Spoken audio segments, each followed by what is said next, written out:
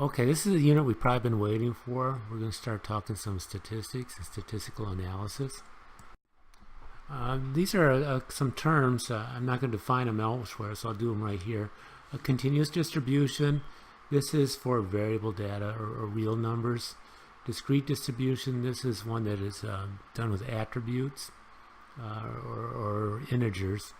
Parameter is any kind of an analysis or of a population.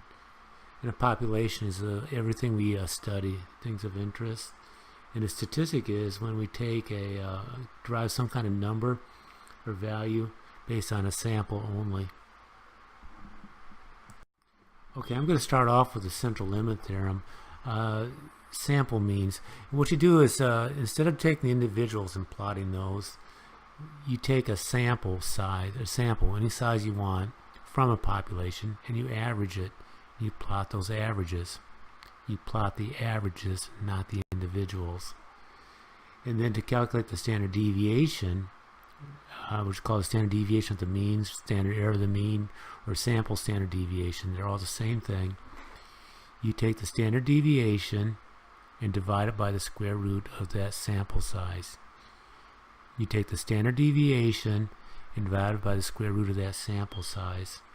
This definition of the central limit theorem: samples of size n from a population. A lot of times you'll see from a normal population, it doesn't have to be normal. And as long as you take the outliers out, you can calculate the standard deviation for any kind of distribution. At least as far as I know, I've not seen one. The distribution of the sample means is normal. So in other words, we're making a normal curve no matter what the population distribution looks like, with the mean equal to the mean of the population. In other words, the average of the averages, if that makes sense. And the standard deviation, like we said, is the population standard deviation divided by the square root of the sample size. I'm not going to spend a whole lot of time on this slide. Descriptive statistics, two things you want to know about any data: the center point and how much it varies. The center point, or the central tendency, is mean, median, mode. The measures of dispersion, you got range or standard deviation. And what I want you to do is think about what happens when the data is skewed, and again relate that back to the central limit theorem and why we need the central limit theorem. We're going to talk a little bit about how to choose the right distribution. And what you want to do is what's called the probability density function.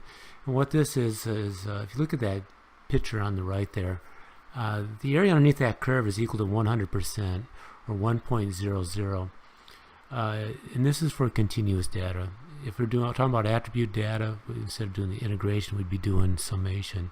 So in theory, if I was integrating from negative infinity to positive infinity, we'd add that little formula that would come up with would be equal to 1.00, or 100%. So what we're looking for is a cumulative distribution function. So in this case, we want to know what's the probability of getting some point between A and B. And if I knew that probability density function, all I would have to do is integrate that thing, plug in A and B, and calculate it. That's the cumulative distribution function. So how do I know that I got the right distribution? Well, I'm going to recommend you use graphical methods. Histograms are very good. Box plots, stem and leaf plots, or scatter diagrams. And I'll attach in the reading some information on that, what each one of those is. But basically the function for probability is there's a probability density function. We're not going to calculate that or try to determine that. We're just going to use that. But this is the underlying theory. Okay, so now we're ready to start doing some math. So first thing I do is define the problem. If you think you can get bigger or smaller, and only bigger or smaller, then you want to do a one-tail test. If you can go either way, then it's a two-tail test. We're going to talk a little bit about hypothesis testing and null hypothesis and alternative testing. And then we're going to do a test statistic. We're going to pick out the right one. We'll do the math here in a few minutes. Calculate the p-value, the test statistic value, make an inference about the population, and then brag about it.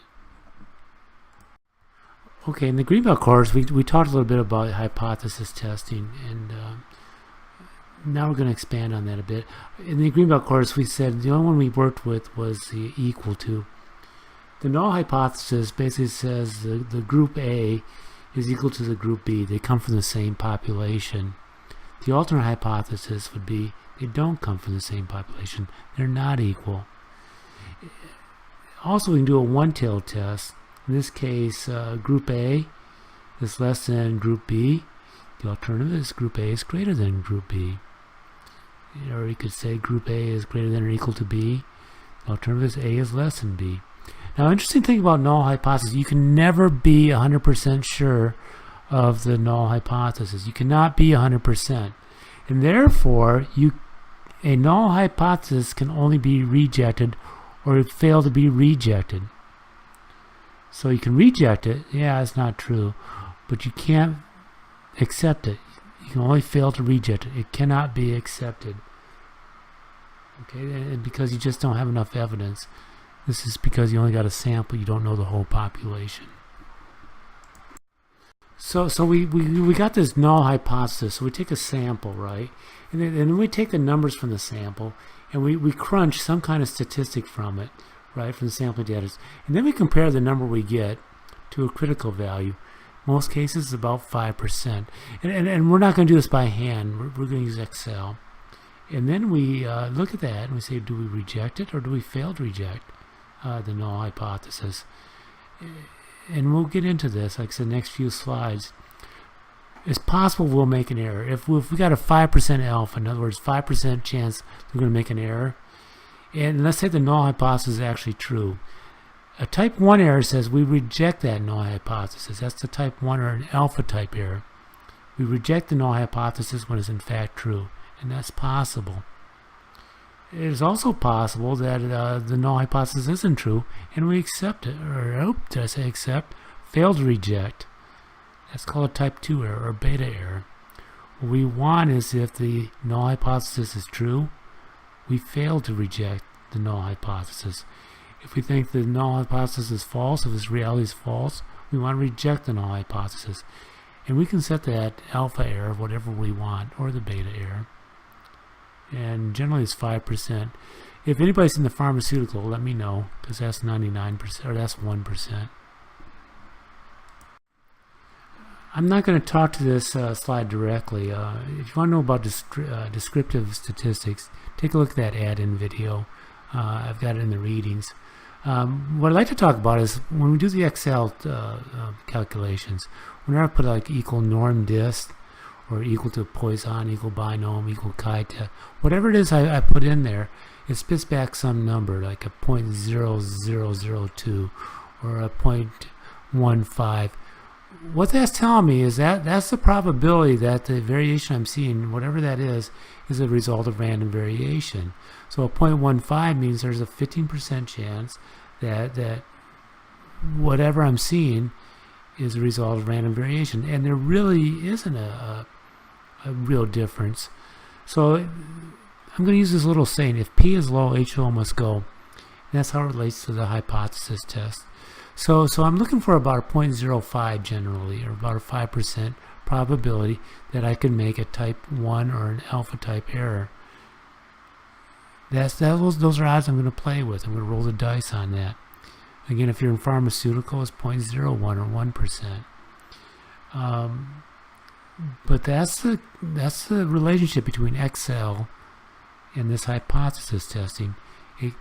Excel will calculate the p-value, and then based on that, we're going to make the call on the calculation. And if the p is low, the null hypothesis goes. It's not random variation. There's something going on. Probability. I'm not going to spend much time on probability in the presentation. I expect to spend a lot of time in the discussion and also the quizzes and the readings.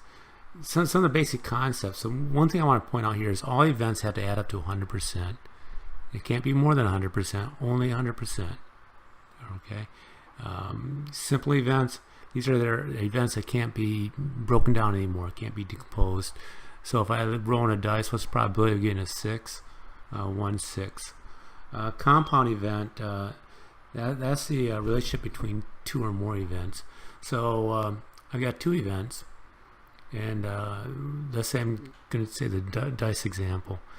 What's the probability of rolling an even number? Well, that's 2, 4, 6. Those are my even numbers.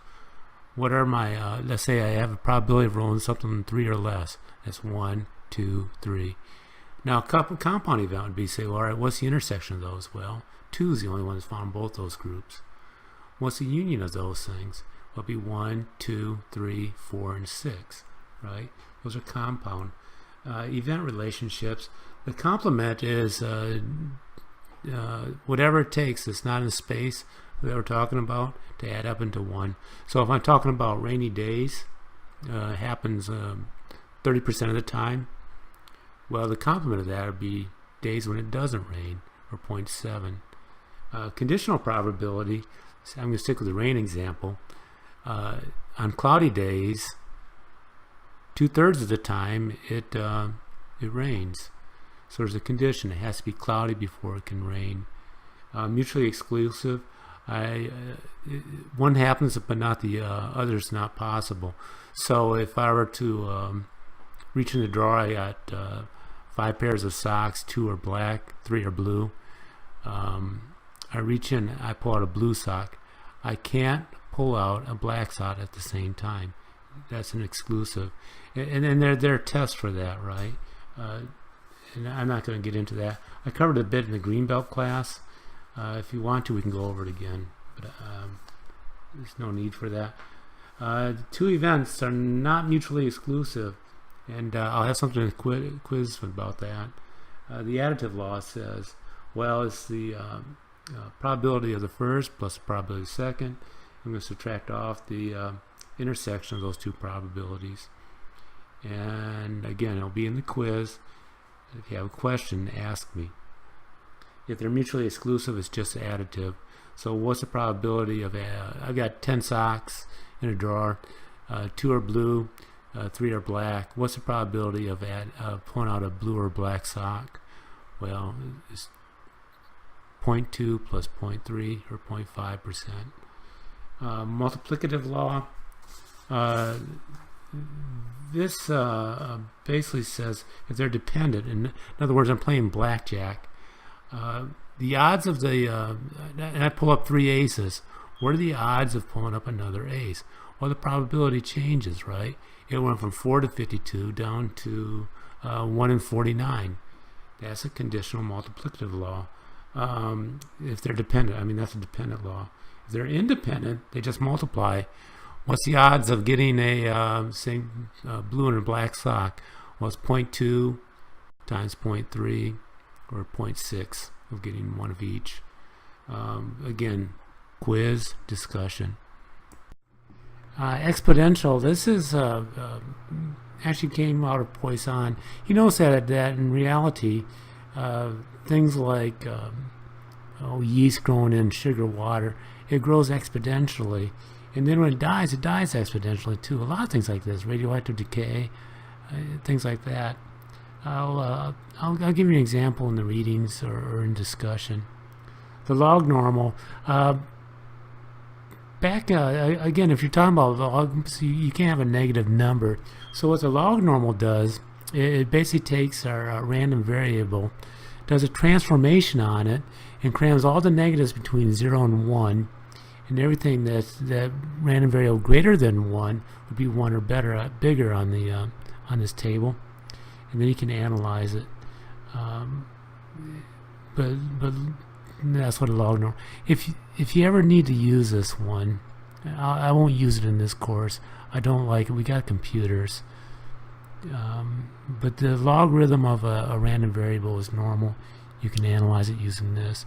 Weibull just said, I'll just look at what we got and do a kind of a best fit curve on it, set some parameters on that curve, and then I can see what the probability is. That's a Weibull distribution. Okay, I put one of these into discussion, Unit 2 discussion. I can see this might be a live broadcast coming up on this. What I want you to do is, if you look at this, it kind of combines everything. It talks about the conditions, the different types of probabilities, and the different distributions actually are in here, embedded in here too. But if you look at the symbols, you should understand that, like P of A, all that stuff. It was in the reading. But what I want you to look at is, like that first one in the upper right hand corner, what is the probability if you had 3 children? 2 would be girls, 3/8. See if you can get that answer. I can see this way. It might be a live video call sometime. Again, see if you can do the problems, and let's talk about the discussion. Okay, let's talk a bit about process capability. So we got the variation in the process. So what we're going to do then is compare it to what the spec limits are. And what you want is like a situation like on the left on this graph, where all the product seems to be within the spec limits. Even if it's not centered, if you got a tight enough process, you'll still be okay. Now what you don't want is like the right hand column, where you got too much variation in the process and it's outside the spec limits. It's just bad, even if it's centered. Or if you don't center it, you got that all that product that's outside the spec limit. So we can do a couple things. One is do nothing, right? Just, if you got the green situation, don't change it. Don't change it. Or you can change the spec. Let's say you got the upper right hand corner, and everything works, right? So you make this widget. It's outside the spec, but it still works in the product. Probably your spec needs to be looked at real hard and change that, right? You can center the process. That'd be the lower left hand or lower right hand corner. Put that thing in the middle. Reduce variability. Again, upper right I'm looking at. Just tighten up that variability.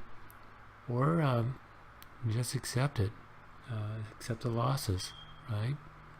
A lot of times, like I said, if the specs are too tight, a guy makes it out of spec and it still works, you're in trouble because he doesn't know what the true spec is, so he's just going to try to guess at it. That's when you got issues. These are the formulas for process capability, CP, capability of the process. Upper spec minus lower spec divided by 6 sigma. CPK, that you're not going to be perfectly centered, so it's the minimum of the upper spec limit minus the average divided by 3 sigma. Or if you're close to the lower spec limit, the average minus lower spec limit divided by 3 sigma. I'll put some questions on the quiz. Make sure it get us to review this a bit. So I'm going to do a normality test. See if in fact I am actually a normal. And you can do this with any distribution. I'm just going to choose normal. First of all, and the reason I like normal is if you got a control chart, not a lot of out of control points, you're probably okay. However, if you're suspicious, you want to look at a normal curve.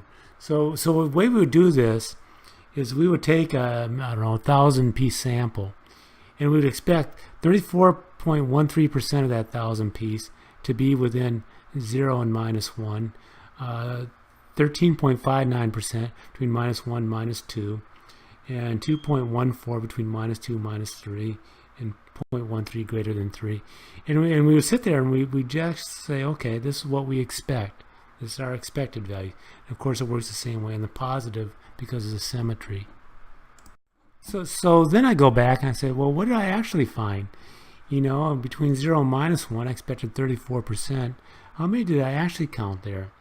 How many did I see between -1 and -2? How many did I see between -2 and -3? How many greater than -3? And then I look on the other side, 0, 1, 1, 2, 2, 3, and I look at these different bins. So I've got the observed, right? So before I had the expected, now I've got observed. This is the way the 1,000 pieces look. So I'm going to set up a quick hypothesis test.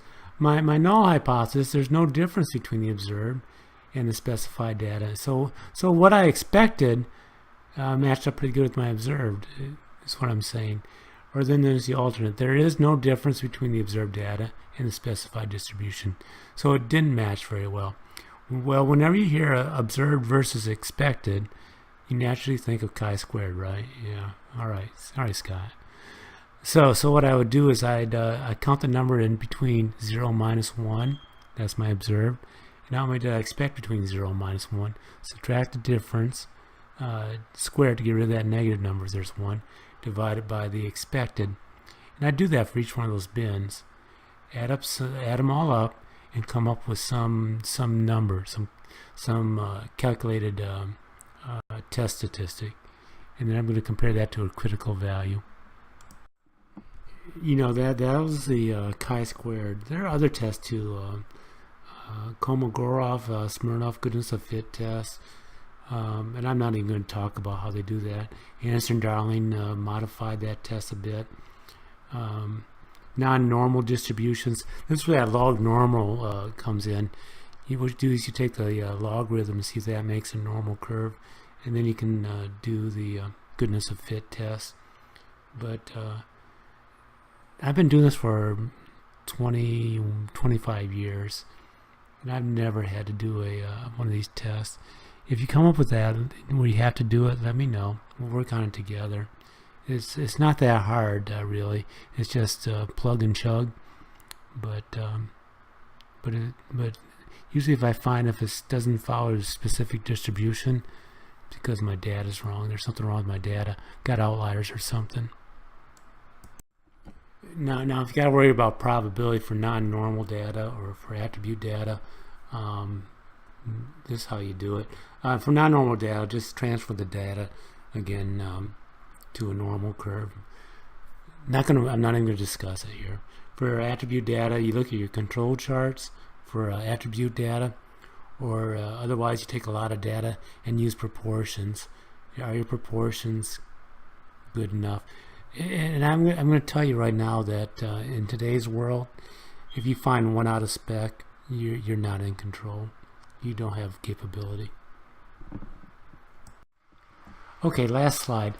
Performance metrics that are got a Six Sigma tone to them. Defects per unit. What this is if you got less than a perfect process, a lot of times a product or service will have more than one defect. For example, my car it's got like a cracked windshield, the door handle's broken, sometimes the heater doesn't work. So it's one car, but I got 3 defects, right? Defects per opportunity, sometimes that's written defects per million opportunities is another way of looking at that. What they do is they say, well, how can I vary products of various complexity or medical care of various complexity? How can I compare the two? Well, what you do is you look at how many ways they can screw it up. So if one's got 5 opportunities to make a mistake, well, that's 5 opportunities, defects per 5 opportunities. Another one might be more complex, might have 100 ways to screw it up. So you see, then what you do is by making defects per opportunity, you can kind of level it, compare apples to apples. Yield, this is just another name for first pass yield. There's a relationship between first pass yield and defects per units. It's based on Poisson's distribution. First pass yield is equal to exponent to the negative DPU, or DPU is equal to the negative natural log of first pass yield. There'll be some examples in the quiz. Road throughput yield. A lot of times first pass yield is just what you lose on the final step. Road throughput yield said, okay, got 100% going into start of a process. How many actually make it through? And again, there'll be some examples on the quiz. Sigma level, I'm going to address that in discussions, but basically it's just a way of measuring how good a company is based on its PPM.